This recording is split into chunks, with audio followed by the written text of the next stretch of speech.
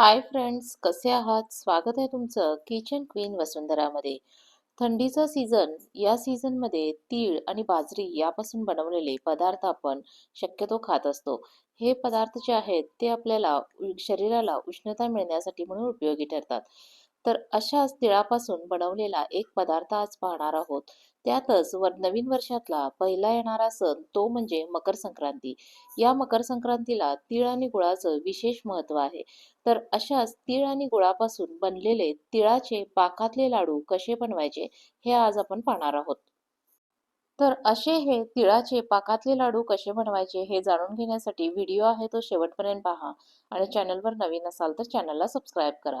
त्याचबरोबर शेजारच्या बेल आयकॉनवर क्लिक करायला देखील विसरू नका, जेणेकरून इथून पुढच्या सर्व रेसिपीचे नोटिफिकेशन तुम्हाला लगेचच मिळून जातील. तर आता आपण प्रत्यक्ष कृतीला सुरुवात करूयात. तिळाचे लाडू बनवण्यासाठी सुरुवातीला मी या ठिकाणी एक पॅन घेतलेला आहे. जाड बूड असलेला आपल्याला पॅन घ्यायचा आहे, जेणेकरून आपले तीळ आणि गूळ जे आहेत ते खाली चिकटून बसता कामा नयेत. यानंतर आपल्याला यामध्ये तीळ जे आहेत ते छान असे भाजून घ्यायचे आहेत. या ठिकाणी मी गावरान तीळ घेतलेले आहेत. जर तुम्हाला पॉलिशचे तीळ हवे असतील तर पॉलिशचे तीळ वापरले तरी देखील चालेल. पॉलिशचे तीळ वापरले तर आपल्या लाडूला कलर जो आहे तो थोडासा व्हाईट असा येण्यासाठी म्हणून हेल्प होणार आहे. आता हे तीळ आपल्याला भाजून घ्यायचे आहेत. पॅन जो आहे तो चांगला गरम झालेला आहे. तर या गरम पॅन मध्ये एक बाउल होईल इतके मी तीळ घेतलेले आहेत. हे तीळ आपल्याला उडू लागेपर्यंत छान असे भाजून घ्यायचे आहेत. तीळ भाजताना आपल्याला गॅसची फ्लेम जी आहे ती मंद ठेवायची आहे. तीळ भाजण्यासाठी आपल्याला 7 ते 8 मिनिटं इतका वेळ लागणार आहे.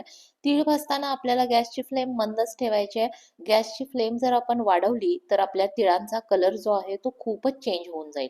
यासाठी आपण मंद आचेवर तीळ जे आहेत ते भाजून घेतोय. अशा प्रकारे मी 8 मिनिटांसाठी तीळ जे आहेत ते व्यवस्थित भाजून घेतलेले आहेत. आता हे तीळ आपल्याला एका प्लेटमध्ये काढून गार करून घ्यायचे आहेत. तीळ जे आहेत ते गार होतात तोपर्यंत आपण या ठिकाणी गुळाचा पाक जो आहे तो तयार करून घेणार आहोत. गुळाचा पाक करण्यासाठी सुरुवातीला मी गरम पॅन मध्ये 1 टेबलस्पून होईल इतकं तूप जे आहे ते ऍड केलेलं आहे. तूप आपलं मेल्ट झालेलं आहे. आता आपल्याला यामध्ये गूळ ऍड करायचा आहे. गूळ जो आहे तो मी चिरून घेतलेला होता. जितके तीळ घेतलेले आहेत तितकाच गूळ आपल्याला या ठिकाणी घ्यायचा आहे. 1 बाउल होतील इतके तीळ घेतलेले होते. त्याच प्रमाणात म्हणजे 1 बाउल होईल इतका मी गूळ जो आहे तो घेतलेला आहे. आता आपल्याला गॅसची फ्लेम जी आहे ती मंद ठेवायची आहे आणि हा गूळ जो आहे तो आपल्याला चमच्यानं एकसारखा हलवत राहायचा आहे आणि तो पूर्णपणे वितळू द्यायचा आहे. गूळ जो आहे तो शक्यतो आपण चिरलेला गूळ घ्यायचा. आपण गुळाचे खडे जर घेतले तर ते खडे आहेत ते लवकर मेल्ट होत नाहीत. त्यामुळे आपला पाक जो आहे तो पुढं जाण्याची शक्यता असते. यासाठी आपण शक्यतो चिरलेला गूळ जो आहे तो वापरायचा आहे. त्याचबरोबर गूळ वापरताना या ठिकाणी मी साधा रेग्युलर जो गूळ असतो तोच वापरलेला आहे. चिक्कीचा गूळ वापरलेला नाहीये. गूळ जसा वितळायला लागेल तसं त्याला फेस यायला लागेल. आता गूळ पूर्णपणे मेल्ट जो आहे तो झालेला आहे. यानंतर आपल्याला पाक चेक करायचा आहे. एका बाउलमध्ये मी पाणी घेतलेलं आहे आणि त्या बाउलमध्ये आपल्याला हा मेल्ट झालेला गूळ जो आहे तो टाकून चेक करायचा आहे. आता मी चेक केलं तर त्याच्यामध्ये कोणत्याही प्रकारची तार जी आहे ती धरली जात नाहीये. याचा अर्थ पाक जो आहे तो अजून रेडी झालेला नाहीये.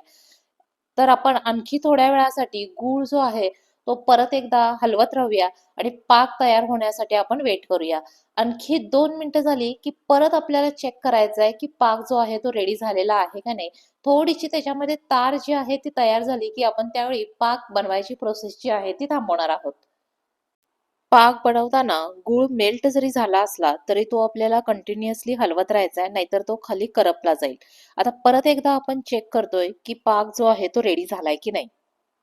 पाक चेक करताना मी गॅस जो आहे तो बंद केलेला आहे. आता या पाकापासून छान असा गोळा जो आहे तो तयार झालेला आहे आणि गोळा आपण थोडासा ओढून चेक करतोय तर त्याला एक चांगली तार देखील यायला लागलेली आहे.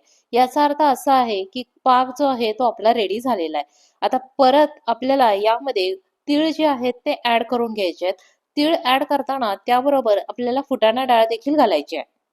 ज्या बाउलनं आपण तीळ मोजून घेतले होते त्याच बाउलनं पाव बाउल होईल इतकी मी फुटाणा डाळ या ठिकाणी घेतलेली आहे आणि ती देखील यामध्ये ऍड केलेली आहे. आता हे मिक्सचर जे आहे ते आपल्याला एकदम फास्ट असं व्यवस्थित मिक्स करून घ्यायचं आहे. खूप वेळ लावायचा नाहीये. खूप वेळ लावला गेला तर आपल्याला लाडू जे आहे ते वळता येणार नाहीत. मिश्रण जे आहे ते आपलं छान असं रेडी झालेलं आहे आणि आता आपण लाडू वळायला सुरुवात करणार आहोत. लाडू वळायला सुरुवात करण्यापूर्वी प्लेटला आपण थोडासा तुपाचा हात जो आहे तो लावून घेणार आहे, जेणेकरून आपले लाडू जे आहेत ते प्लेटला चिकटून बसणार नाहीत. यानंतर मी एक छोटा चमचा घेतलेला आहे आणि त्या चमच्यानं आपलं पॅनमध्ये जे काही मिश्रण आहे ते प्लेटमध्ये थोडं थोडं काय विना टाकून घेते. थोडंसं मिश्रण जे आहे ते टाकून त्याचे एक 4 गोळे जे आहेत ते टाकून घेतलेले आहेत. त्यानंतर हाताला थोडंसं पाणी लावायचं आहे आणि हे लाडू जे आहेत ते व्यवस्थित असे मळून घ्यायचे आहेत. लाडू मळताना आपल्याला हलक्या हाताने मळून घ्यायचे आहेत. ते खूप प्रेसही होता कामा नयेत, त्याचबरोबर त्याला चिरा देखील पडता कामा नयेत. हे लाडू बनवताना आपण जर एकटे असू तर आपण काय करायचं बघा, कमी क्वांटिटीमध्ये मिश्रण जे आहे ते रेडी करायचं आहे किंवा मदतीला कोणाला तर घ्यायचं. एकानं प्लेटमध्ये मिक्सचर जे आहे ते काढायचं आणि एकानं लाडू वळायचं. असं केलं तर आपले लाडू जे आहेत ते पटपट वळले जातील आणि सगळे लाडू आहेत ते एकसारखे होतील. मिश्रण खूप थंड झालं तर मिश्रण थंड झाल्यानंतर आपल्याला लाडू जे आहेत ते वळता येत नाहीत. त्यामुळे हे लाडू वळण्याचं काम जे आहे ते देखील आपल्याला एकदम फास्ट असं करून घ्यायचं आहे.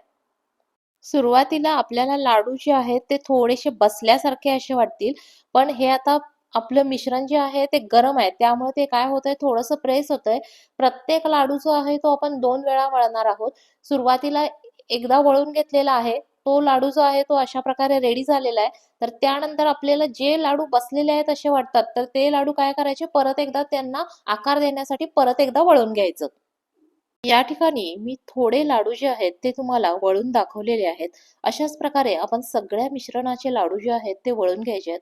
समजा जर तुम्हाला मध्ये असं वाटलं की मिश्रण जे आहे ते थंड व्हायला लागलेलं आहे, तर अगदी 1-2 मिनिटासाठी म्हणून आपण थोडासा गॅस मंद आचेवर म्हणून चालू करायचा, जेणेकरून ते मिश्रण जे आहे ते परत मेल्ट होईल आणि परत आपल्याला छान असे लाडू जे आहेत ते बनवता येतील. तर सगळ्या मिश्रणापासून अशा प्रकारे मी लाडू जे आहेत ते बनवून घेतलेले आहेत. लाडूमध्ये आपण जी काही फुटाणा डाळ घातली होती, ती देखील वर आलेली आहे आणि ती आपल्याला दिसायला देखील छान दिसते. खाताना देखील आपल्या लाडूची चव देखील तेवढीच वाढणार आहे. तर अशा प्रकारे या मकर संक्रांतीला तुम्ही देखील असे हे तीळ आणि गुळाचे लाडू जे आहेत, ते नक्की करून पहा आणि मला कमेंट करून सांगा, की तुमचे लाडू जे आहेत, ते कसे बनलेले आहेत.